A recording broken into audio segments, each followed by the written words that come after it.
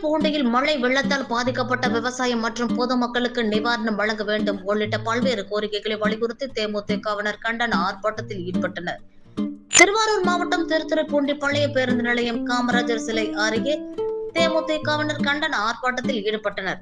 ஆர்ப்பாட்டத்தின் பிரதான கோரிக்கைகளான மழை வெள்ளத்தால் பாதிக்கப்பட்ட விவசாயிகளுக்கும் விவசாய தொழிலாளர்களுக்கும் உரிய பயிர் இழப்பீடு மற்றும் நிவாரணம் தமிழக அரசு உடனடியாக வழங்கிட வேண்டும்.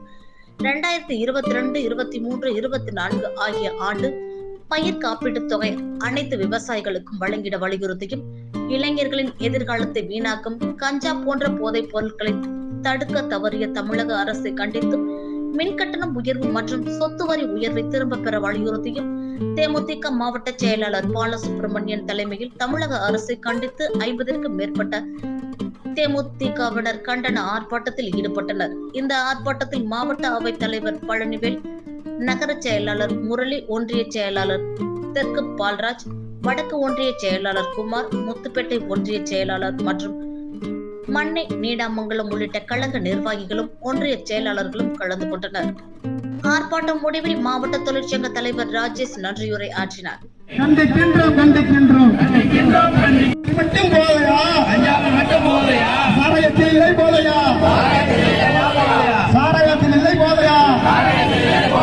கஞ்சாவில் மட்டும்தான் போதையா?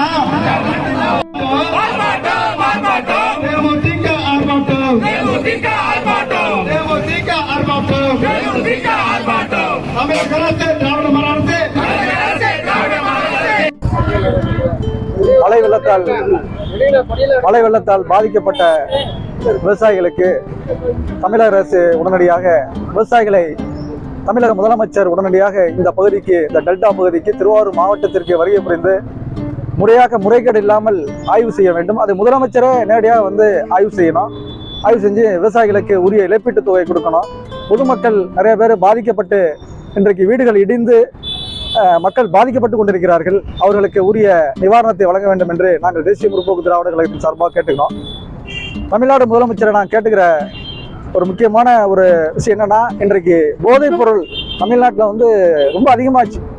இந்த டெல்டா பகுதியில் வந்து இளைஞர்கள் வந்து கஞ்சா அடிச்சுட்டு இருசக்கர வாகனங்களில் சென்று விபத்துக்குள்ளாகி கொத்தாக இன்றைக்கு இறந்து கொண்டிருக்கிறார்கள். இந்த நிலை தமிழ்நாட்டிலே மாற வேண்டும்.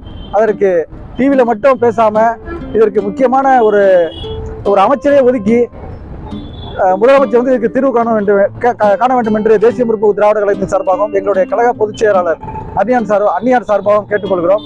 அது மட்டுமல்ல, இந்த பகுதியில் ஆறுகள், வாய்க்காக்கள் சுத்தமாக தூர்வாரப்படவே இல்லை. அதனாலதான் இந்த நிலைமை. இன்னைக்கு தண்ணி வந்து ஆத்துல ஃபுல்லா வந்துச்சுன்னா வாய்க்கா வழியாக வயலுக்கு போறது இல்லை, அதே மாதிரி வடிகிறதும் இல்லை. இதனாலதான் விவசாயிகள் தொடர்ச்சியாக பாதிக்கப்பட்டு கொண்டிருக்கிறார்கள். இந்த நிலை மாற வேண்டும். இந்த வாய்க்காக்கெல்லாம் தூர்வாரப்பட்டு சுத்தம் செய்ய வேண்டும் என்று தமிழக அரசை எங்களுடைய கழக பொதுச் செயலாளர் மாண்புமிகு டாக்டர் அந்நியார் சார்பாக கேட்டுக்கொள்கிறோம்.